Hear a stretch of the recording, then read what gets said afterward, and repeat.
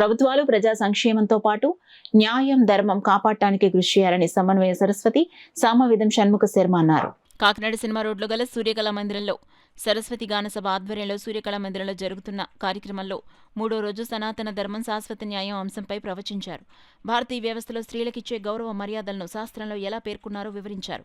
సంస్కృతి సంప్రదాయాలను కొనసాగించాల్సిన బాధ్యత మనపై ఉందన్నారు.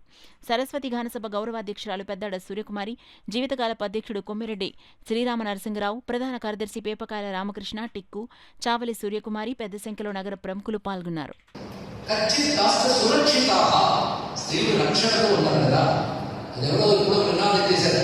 ఏ దేశంలో స్త్రీ అర్ధరాత్రి కూడా ఒంటరిగా క్షేమంగా వెళ్ళగలరు, అప్పుడే స్వతంత్రం వచ్చినట్టు అని ఏదో ఈ మాటలు యుగాలుగా చెప్పిన భారతీయ ఋషులకి నమస్కారం. స్త్రీకి ఉండవలసిన గౌరవం, స్త్రీకి ఉండవలసిన మర్యాద. ఎందుకంటే కుటుంబంలో కూడా స్త్రీకి చాలా ప్రాధాన్యం చూపించారు. వివాహ సమయంలో వధువును ఉద్దేశించిన మంత్రాలు ఇవన్నీ కనబడతాయి. సామ్రాజ్ఞి భవ, నువ్వు నా ఇంటికి ఎలా రావాలంటే వాటి ఇంటికి ఉండేదిగా కాదు, సామ్రాజ్ఞి భవ, నా ఇంట్లో సామగొప్ప ఉండాలి రా.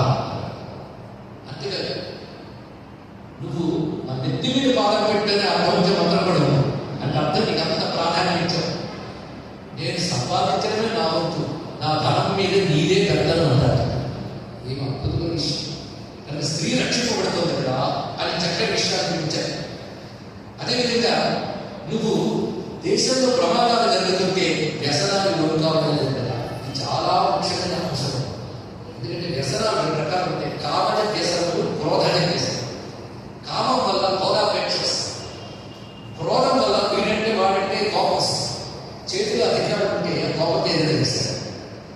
ఎవడో తనని తిట్టాడు, వ్యాపారం వెంటనే వీడి చేతులు అధికారం ఉంది కనుక రౌడీని పంపించి మనం కొట్టించి జైలు వేయించు.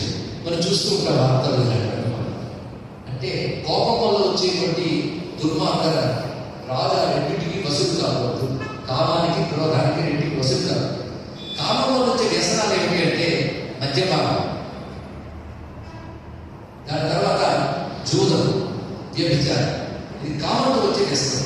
క్రోధం వల్ల వచ్చే వ్యసనలు వాక్పారుష్యం, దండం.